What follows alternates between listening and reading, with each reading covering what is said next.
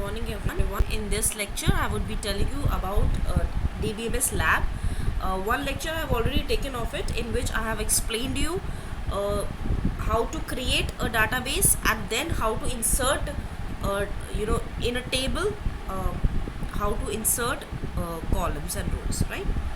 So the third part of it is the continuation. It is the continuation of first second part we have done, in which we have first created the table and then we have inserted in 3 tables, right? The third part is perform the following operations, and as I told you in the previous lecture that this SQL, you have to download this software SQL, and then all this you have to do in a continuation form, right?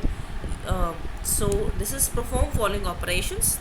Number 1 operation is exercise on retrieving records from a table. What do you mean by retrieving now? Retrieving means that we have inserted something in the table and now we want to fetch that out. Fetch means अब हमें उसे निकालना है कि वो हमने कहाँ जो स्टोर करा था वो एक्चुअल में क्या डाटा है. We want to find out. So find out the names of all clients. अब हमें फैच क्या कर रहे हैं? सबसे पहले हम जितने हमने क्लाइंट्स के नाम लिखे थे उन्हें हमें सिर्फ क्लाइंट्स, हमने कई सारी रोज बनाई थी. फिर रिमेंबर इंसर्ट जब करा था, जिन बच्चों ने फर्स्ट 2 प्रोग्राम्स मेरे प्रीवियस लेक्चर का देखा होगा, तो अब हमें सिर्फ क्लाइंट्स के नाम चाहिए.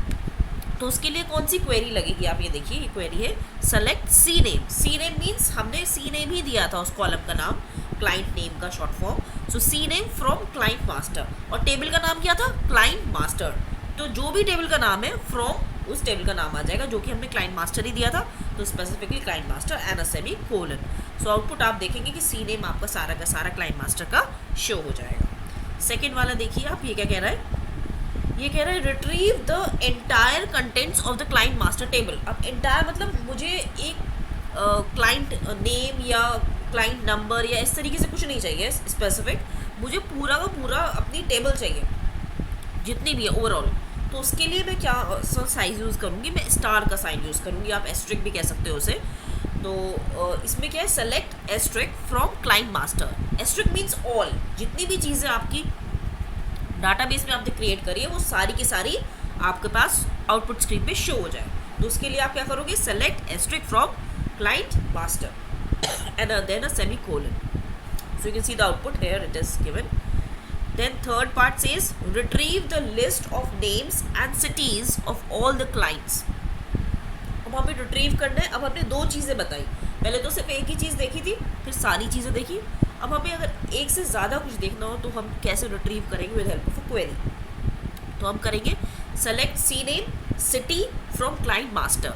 तो आप कॉमा करके आप 2 चीज़ें स्पेसिफाई कर सकते हो या 3 चीज़ें, जितने भी आपको कॉलम्स देखने हैं. Select C name comma city from table का नाम जो कि हमारी है क्लाइंट मास्टर, एंड ये ऐसे आपका आउटपुट आ जाएगा. Then next thing is list the various products available from the product master table. अब हम अभी तक तो हम जो फेच कर रहे थे वो एक टेबल से कर रहे थे. इफ़ यू रिमेंबर हमने प्रीवियस लेक्चर में 3 टेबल्स बनाई थी, क्लाइंट मास्टर थी, प्रोडक्ट मास्टर थी और एक सेल्स मास्टर थी. ठीक है, तो अब हमने क्लाइंट मास्टर के बारे में रिट्रीव करा कुछ डाटा. अब हम बात कर रहे हैं सेकंड टेबल की, जो है प्रोडक्ट मास्टर नाम से. सो इसमें क्या है? List the various products available from the product master table. तो हमें प्रोडक्ट मास्टर्स में क्या करना है? वेरियस प्रोडक्ट्स जो अवेलेबल है हमें वो चाहिए. तो उसके लिए हम एक तो प्रोडक्ट नंबर रखेंगे और प्रोडक्ट डिस्क्रिप्शन रखेंगे. तो select product number comma product description from table का नाम, that is product master. And you have to remember this. आप जिस भी कैपिटल में या जिस तरीके से भी आपने डिफाइन करा है उस टेबल का नाम, आप बिल्कुल एग्जैक्टली वही मेंशन करोगे फ्रॉम में. जैसे कि ये केस सेंसिटिव है, and I told you what is case sensitive. Case sensitive means कि if you have written something in capital letter and you have written something in small letter, suppose the word is same, right?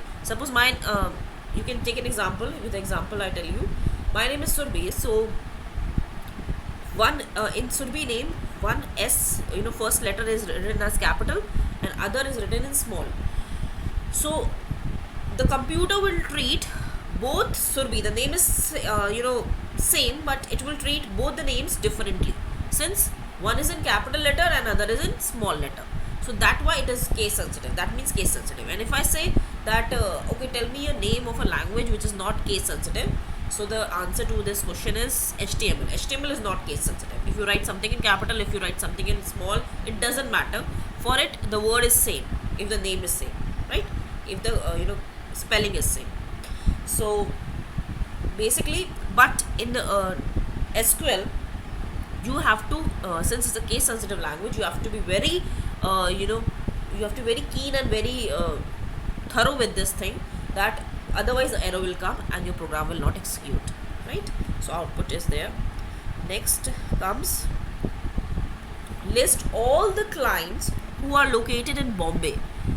अब हम बात कर रहे हैं दूसरी table की जो हमारी प्रोडक्ट मास्टर है, और हम देखना चाह रहे हैं वो क्लाइंट जो कि बॉम्बे में लोकेटेड है. तो हम क्या करेंगे, सेलेक्ट ऑल. ऑल आता है जब हमें सारे क्लाइंट्स, जहाँ आपका आएगा all the clients, all the entries, जहाँ आपको और वर्ड दिखे, आप क्वेरी में ये देख लो कि आपको एस्ट्रिक साइन लगाना ही लगाना है. Select all from client master where city is equals to Bombay. अब हमने वेयर क्लॉज लगाया है. अभी तक हम फ्रॉम क्लाइंट मास्टर तक ही स्टॉप हो रहे थे, लेकिन जब हमने एक स्पेसिफाई कंडीशन दे दी है कि आपको ये कंडीशन है कि उसमें वेयर, हमें बॉम्बे के ही लोग चाहिए, हमें आगरा के ही लोग चाहिए, हमें न्यूजीलैंड के ही लोग चाहिए, वॉट एवर एग्जाम्पल यू में change, so where that means, right. तो आउटपुट आपका इस तरीके से आएगा, वेयर क्लॉज लगा के आएगा, city equals to and whatever the country name is that should be written in single inverted comma. That is very important. This is very specific. And then a semicolon to terminate the query. Okay, coming to the next, that says find the names of the salesmen who have a salary equal to rupees 3000.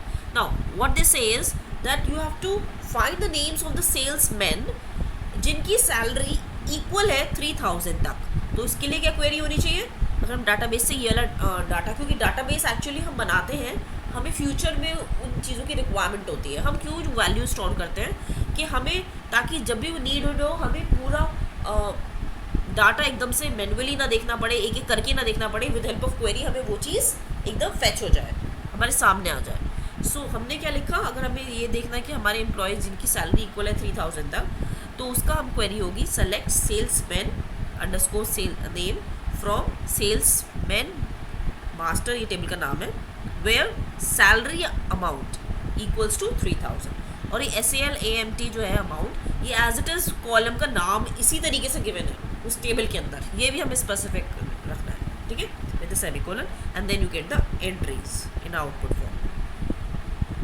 Next we come to exercise on updating records in a table. अब अभी तक तो हम retrieving कर रहे थे, अब हमारा बी पार्ट क्या है, रिट्रीविंग मतलब हम फेच कर रहे थे इन्फॉर्मेशन जो कि हमने ऑलरेडी उसमें डाल रखी है, ठीक है, हम सिर्फ उसे व्यू कर रहे थे, उसे देख रहे थे.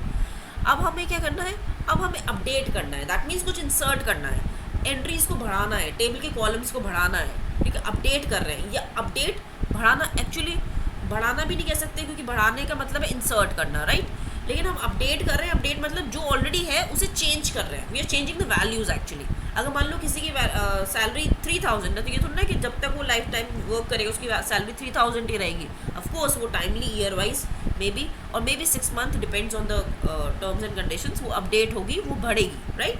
तो updation of the record in a table. So उसके लिए क्या करना है, change the city of client number this to Bombay. That means हमने बोला कि चेंज हमें करना है क्या, सिटी ऑफ क्लाइंट नंबर हमने बताया कौन सा, टू बॉम्बे. उसकी सिटी, इस वाले क्लाइंट नंबर की सिटी हमें चेंज करनी है. जो भी XYZ दे रखी हो पहले, हमें उससे मतलब नहीं है, हमें उसे बॉम्बे बनाना है, ठीक है. अब क्या करना है, अपडेट क्वेरी लगेगी, अपडेट कीवर्ड लगेगा, क्लाइंट मास्टर आएगा, set, this is very important, SET, set आता है इसके लिए. इफ़ यू रिमेंबर, हमने पहले फ्रॉम क्लॉज लिया था टेबल का नाम, उसके बाद हमने क्या करा था, वेयर क्लॉज लिया था, जब एक स्पेसिफिक कंडीशन उस टेबल की कि वेयर हमें से बॉम्बे वाले एंट्रीज चाहिए.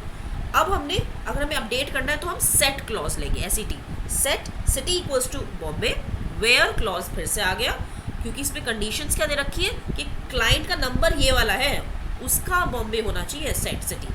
तो where client number equals to, और सिंगल इन्वर्टेड कॉमा में आप उसे लिखेंगे एंड टर्मिनेट करेंगे विद सेमीकोलन. तो ये आपकी डाटाबेस स्टेट आ गया उसका. नेक्स्ट क्या है, change the balance due of client number C ये ₹2,000। मतलब अब ये क्या कहना चाह रहा है कि आपको चेंज करना है बैलेंस ड्यू ऑफ क्लाइंट